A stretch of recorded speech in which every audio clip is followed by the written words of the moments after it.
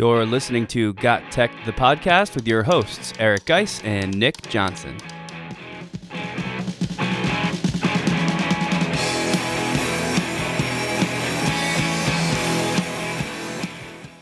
Welcome back to GotTechED the Podcast. This is episode 146 called 6 Exciting Ideas for Student Video Projects. In this episode, we'll talk all about video creation and ideas to make it awesome again. Specifically, we've got 6 amazing ideas for student video projects and even a bonus idea for tech coaches. This is another episode you don't want to miss. Check it out.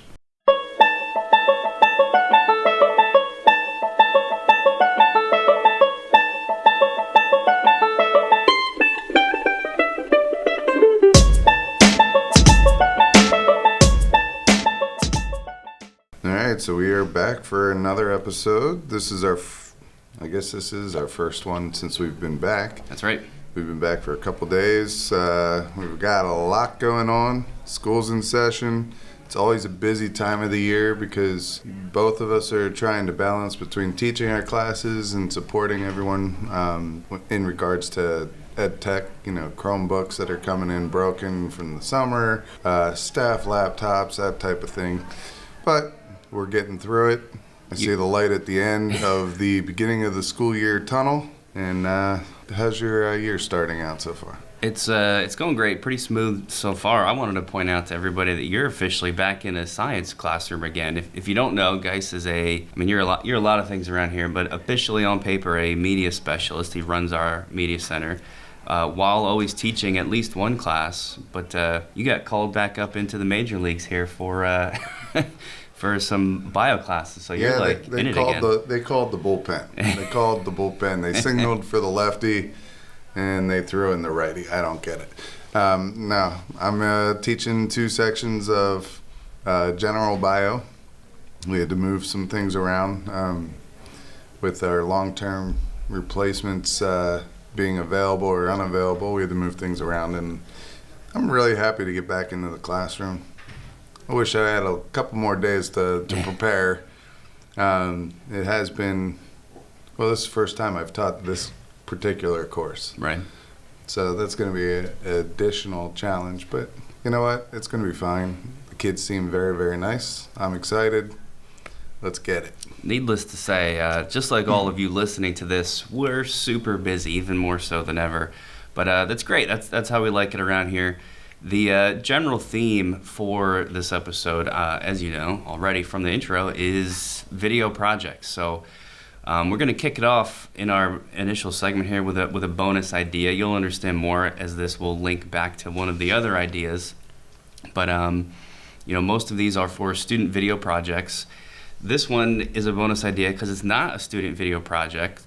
This is an idea for any of you listening that are in the tech coach or media specialist field and perhaps creating training materials, creating just resources for other educators that go up on YouTube. And this one is called PD in a Box. If you're familiar with I was going to call it classic. I guess it's been out for a while now. Called unboxing videos on YouTube. You're familiar with unboxing videos? Yep. If you haven't checked them out, it's a huge thing. Just go look it up on YouTube. Essentially, it's people ordering things online. They come in the mail, and you record yourself opening the box and unboxing it. They're so big, in fact, that companies are actually hiring people who are specialists in designing containers and boxes to make that experience unique. So the idea about that is to sort of use this unboxing video for a PD video. I actually heard this at the ISTE conference from this past summer from someone in an audience I was part of, just sharing ideas. They called it PD in a Box, and I wrote it down because I was like, that's a pretty cool spin on things. And that's also kind of what this whole episode is about, is just putting spins on popular things to make them useful. So PD in a Box is where you would have to find some creative way to unbox tech training for other educators. So we've been putting together some Canva training documents the past couple days here. We could do those as PD in a Box, where we literally physically find a box and you unbox the Canva skills that you're trying to teach to staff or just people who are watching your videos on YouTube. So that was my my bonus idea. I didn't even tell you about that one in advance. What's your initial reaction to PD in a box? Anytime that you can make it fun, I love it. And I think that idea is making PD fun, especially if I'm just envisioning putting 4 or 5 teachers in a group. They have a box, they open up the box, they pull out the materials, and then they have to, maybe there's a QR code on a piece of cardstock that they have to scan. It gives them like a 2-minute video to watch on the background of it, and then they use the remaining contents in the box to come up with a lesson based on that type of PD that they introduced. I just think it's an awesome way to kick it off, especially some of these department meetings where you go there and you wonder what you're gonna learn. I think this is a great way to utilize that time. It's a fun way to utilize that time. This podcast is a proud member of the Teach Better Podcast Network. Better today, better tomorrow, and the podcast to get you there. You can find out more at teachbetter.com/podcasts. Now let's get back to the episode. That's a beautiful extension to this, and a good place, I think, to get into the main segment here, which is more of the same except flipped for students. We're talking about student video projects. Chances are pretty good if you're listening to us that you've done student video projects before. This is where you assign a project in class for the kids to make, record, edit, hopefully watch then a video. This can be done pretty easily with lots of available ed tech these days. If you want a free one, of course you can't go wrong with Canva for Education, where you can now do video editing. A nice paid version that we are lucky enough to have is called WeVideo, but there's a huge list, and that's all for a different episode, because this one is all about what to do with that tech when you have it. The problem is kids have been actually working on video projects for a long time now. I'm going back 10 plus years when I first started teaching. We were doing video projects, so this is not new, and because of that, it's gotten a little bit dry. And I don't think it has to be, because video projects should be and can be really super fun. Right off the top, I have to give credit to a lot of these ideas, not all of them, but I want to give credit to a session I was in at the ISTE conference, like I mentioned already, by Matt Miller. This has come up several times in recent episodes. So some of these are directly from him, and I'll credit those when we get to them to make sure we're doing that. Some of these are just from people in the audience that were sharing things out, and then most of them are from me and Geis as we sort of brainstormed putting this list together. But I'll kick it off with the first one here, and then you can sort of chime in with whatever other related ideas you've got. This is the very well-known top 10 or top 5 video. That is where, if you think of like, David Letterman used to do this back when he was still on TV. There's a lot of different TV shows that do a version of this. Tons of YouTubers do this kind of thing. It's just a very cool type of video to do. And that's what we're trying to build in here, is how can we capitalize on these sort of pop culture style YouTube videos, but make them educational. Here's one from Matt, and he did a top 5 coffee mugs and why they make his list of top 5. The joke being that a teacher always gets coffee mugs for gifts, so you have like giant stacks of coffee mugs. Well, he made a video that was sort of his top 5 coffee mugs and ranking them. If you're wondering what the heck this has to do with students, what about if you ask them to do a top 5 of something they're learning about? So for me as a chem teacher, first thing I thought of was, they could do like top 5 molecules and what makes them awesome, top 5 elements, and then record themselves making that top 5 list in the same way that like a YouTuber might do that. I think this is an awesome idea. I think I would use this right now as an introduction activity where you could do top 5 things about me. If you wanted to leave the coffee mug idea there, you could give them an image of a coffee mug, and upload it into Canva and have them kind of design what's going to be on that coffee mug. and then that's all about them. So for me, I would take a coffee mug and put Isle Royal on there and talk about the times that I go out to the island and study moose and wolves and the predator-prey relationships. Because that's an interesting thing I think I have to share. I have a lot of stories about that.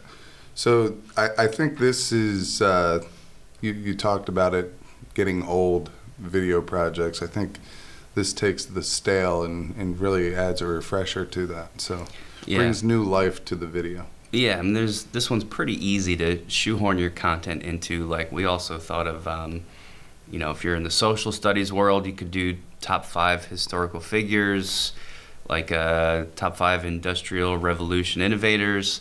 The key part with this, of course, is focusing on making the students build the content in, so they have to be really super prepared to do this, right? They got to know their stuff. They got to be ready to talk about why those industrial revolution innovators made that top 5 list.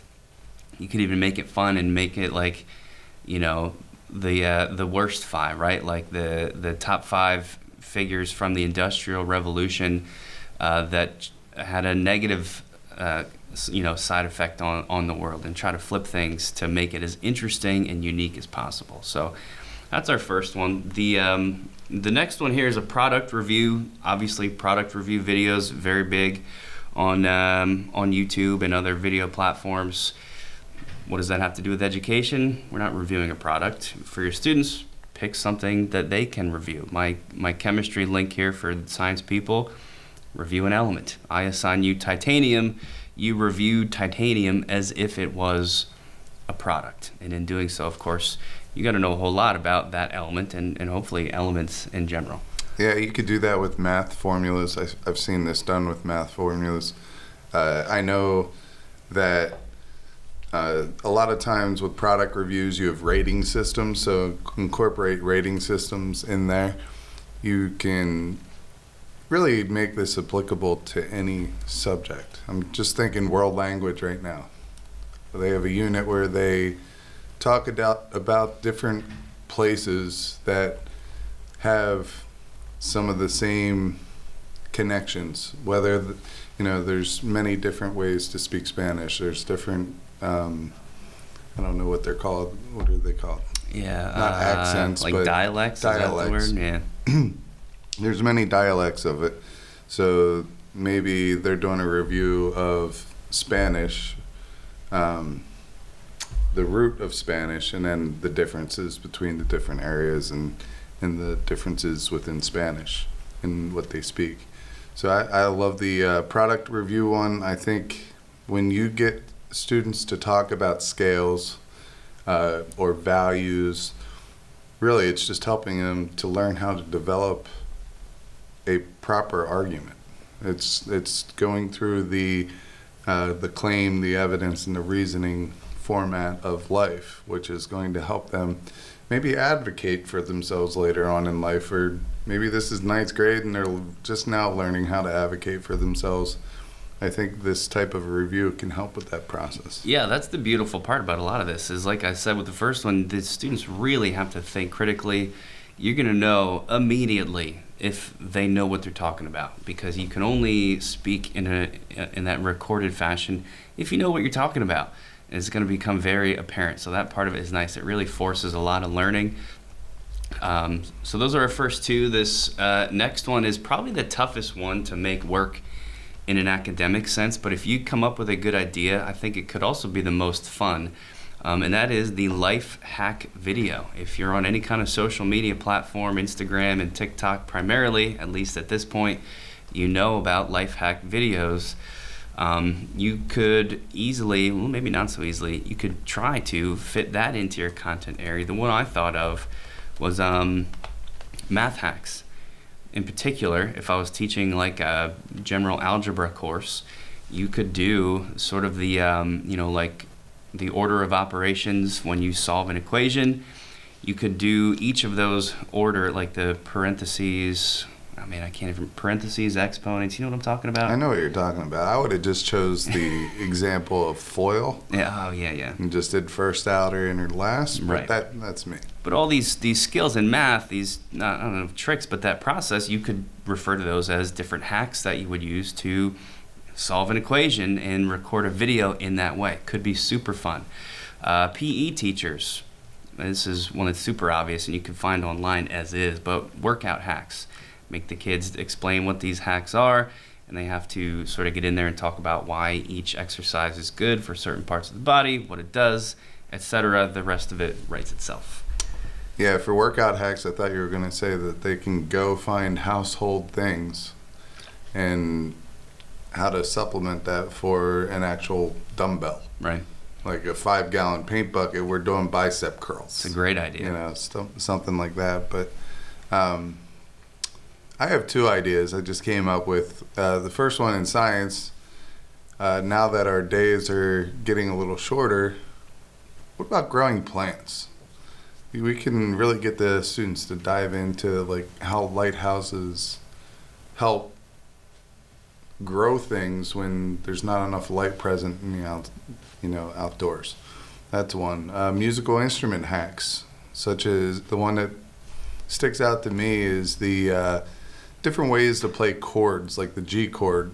I know some people that use their thumb and their bottom pinky to play the G chord, where other people play a proper G chord, how it's meant to be played.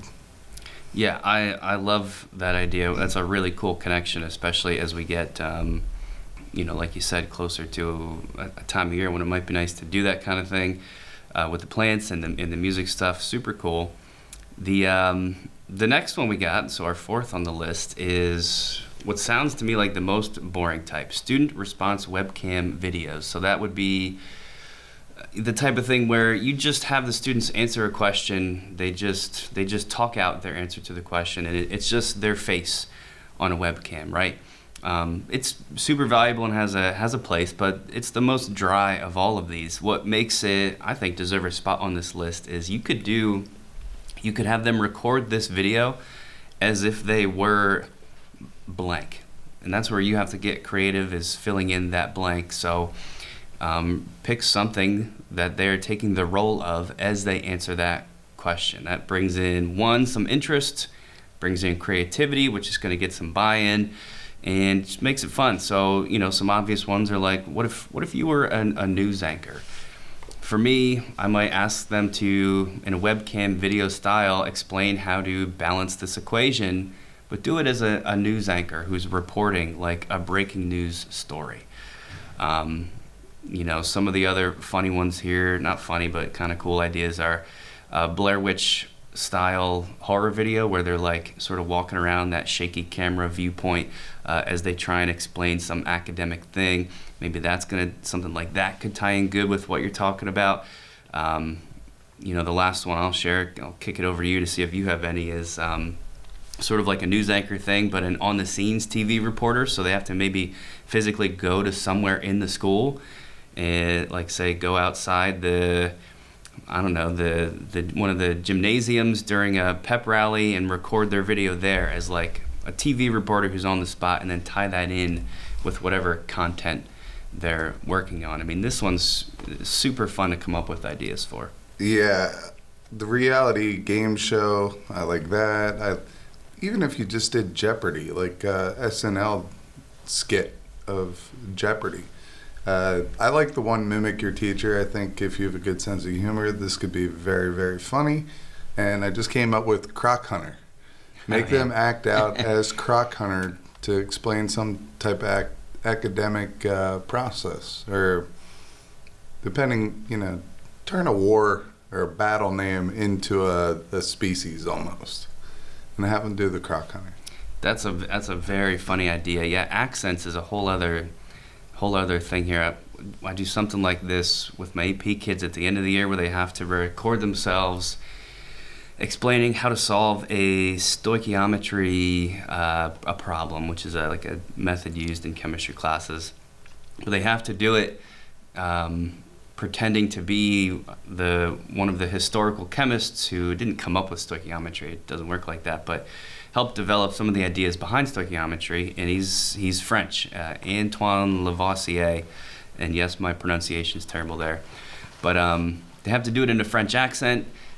I tried this one time without any support, and I got either terrible French accents or kids not trying to do a French accent because it was just really hard. They didn't know.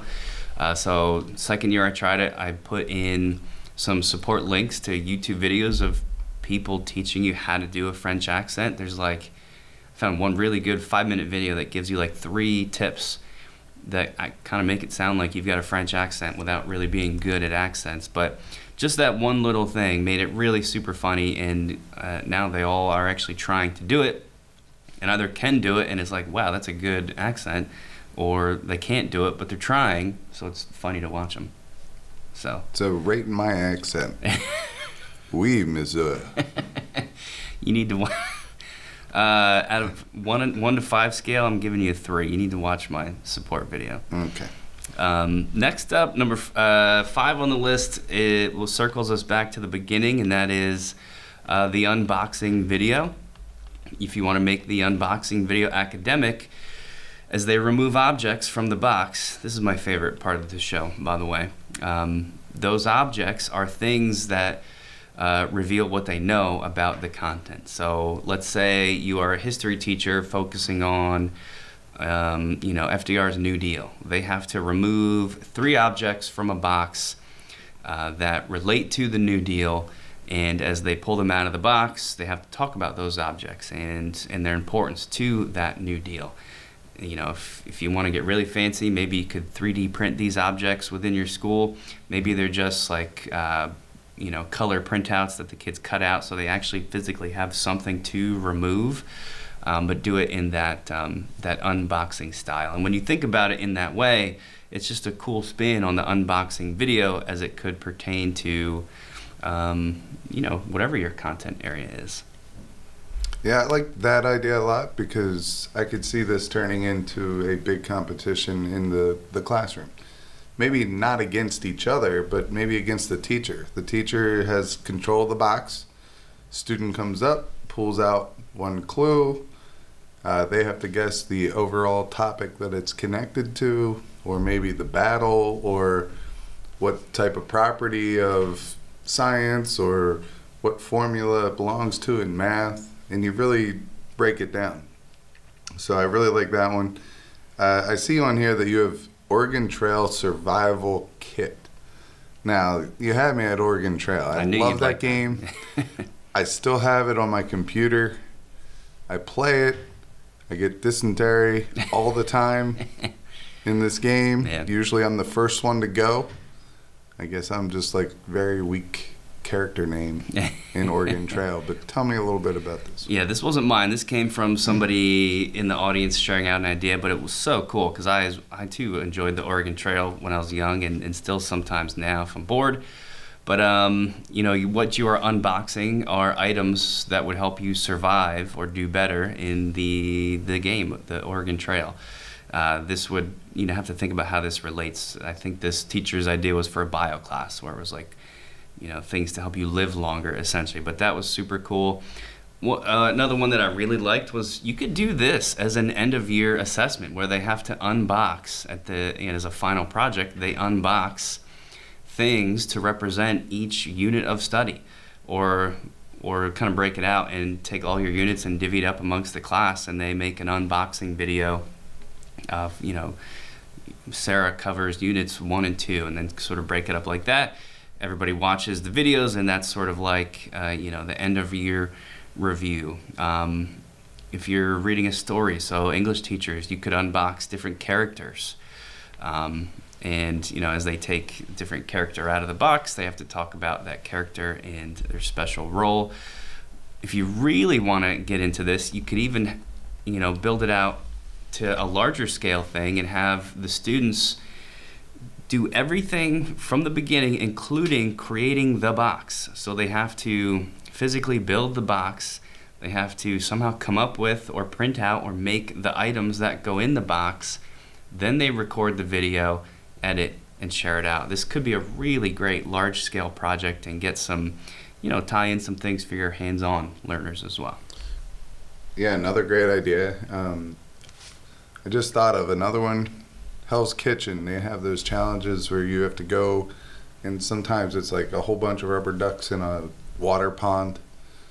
contained water pond, and Right. you go pick a rubber duck, and on the bottom is an ingredient that you get to use in your dish, and you get to select where it goes. Well, you could kind of do the same thing with content here. If you have on the whiteboard, you have 6 topics, whether in science it's like different life processes, photosynthesis, cellular respiration, that type of thing, or maybe the 6 battles within, World War I, World War II, whatever you want it to be, and then you pull out little facts, and then you have to go put those facts under the correct battle. So that would be another way to do it. How do you incorporate it in a video? Well, you record it. And this could just be something so students can go back and rewatch it as a review video. It's not the, could you do this as no video recording? Absolutely. But I feel like this would be entertaining to go back to for a review right before the test.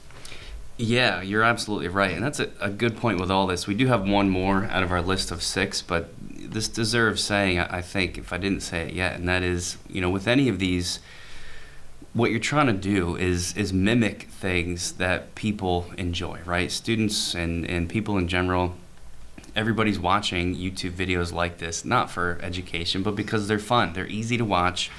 And that's the buy-in. I would highly recommend, if you're going to do one of these, that you spend some time prior to starting the project, like watching, like if you're going to do an unboxing video, watch some unboxing videos. Have the kids see them. Make sure you're talking about what makes this person's YouTube channel have 5 million subscribers. What are they doing that's good and entertaining here?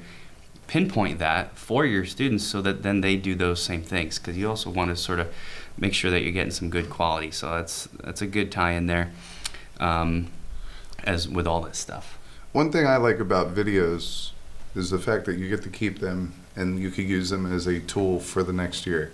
Right. So if you're getting a lot of snow and a lot of cancellations and you know that you're tight on time, maybe you just assign one of these videos that you recorded in the past as something that they could do for homework or independently, sometime throughout the chapter, just to, maybe cover some of the gaps or to use as an exemplar so they know what they have to do. Save a little bit of time that way. Yeah, that's a great point too. And let's round it out with something from the late Jimmy Fallon's late night show, a game that he plays called What's in the Box. Do you know this game? I know What's in the Box. Do you want to? That's where usually it's Jimmy Fallon versus Right. another, superstar. And what they do is, if I'm Jimmy Fallon and you are the superstar, I could see what's inside the box. The audience can see what's inside the box, but Nick, you wouldn't be able to see what's inside the box. I take a look at it, and I decide whether or not I want to tell a truth or a lie to try to describe it. And after I decide which way I'm going, I describe it to the other person. They have to decide whether or not what I'm describing is actually in the box. Right. Is that the correct game? That's what I'm thinking of. I just wanted to give a quick description there in case you haven't seen it. If you haven't seen it, look up some of these on YouTube. Very funny. Imagine how cool that would be in class to watch some of these videos from an episode of Jimmy Fallon's show, so that all your students get the idea. There's going to be a fair amount of legwork on your part, because I was thinking if I were to do this, I would want to have selected the items in advance that go in the boxes. So I'm going to put my class in pairs of 2.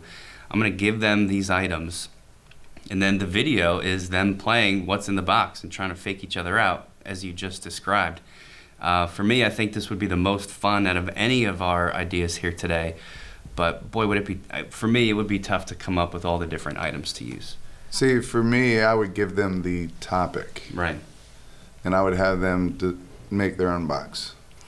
Now, the thing that we need to be careful here, because if I would change the rules a little bit, because you don't want them to lie. If they lie, what academic knowledge are they gaining from this? Right. So I would change it up a little bit where they know what their topic is. Say it's George Washington crossing the Delaware.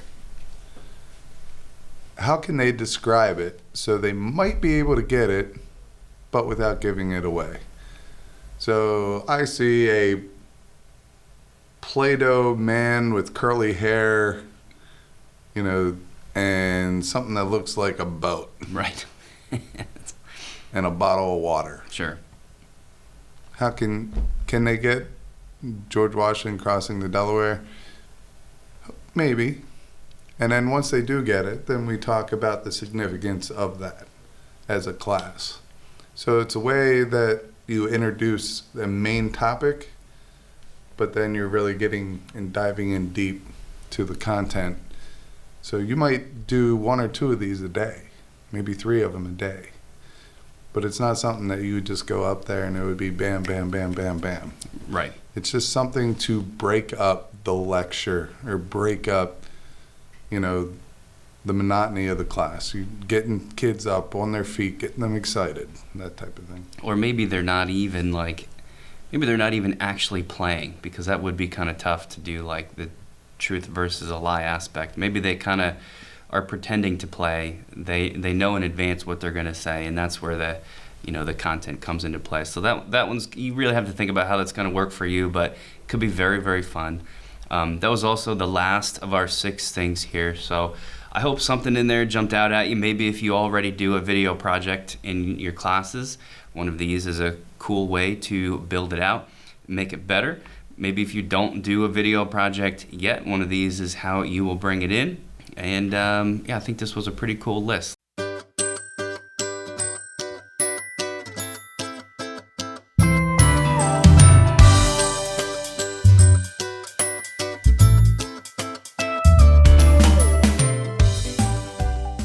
Let's wrap it up the same way we always do, by asking everyone to do us some favors, subscribing to GotTechED on Apple preferably.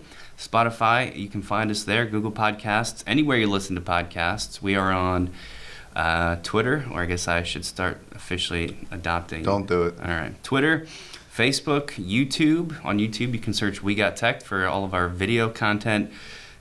If you like the show a lot, you could write us a review on Apple Podcasts. That's super helpful. Check out our website, GotTechED.com, for episodes and blogs and free stuff.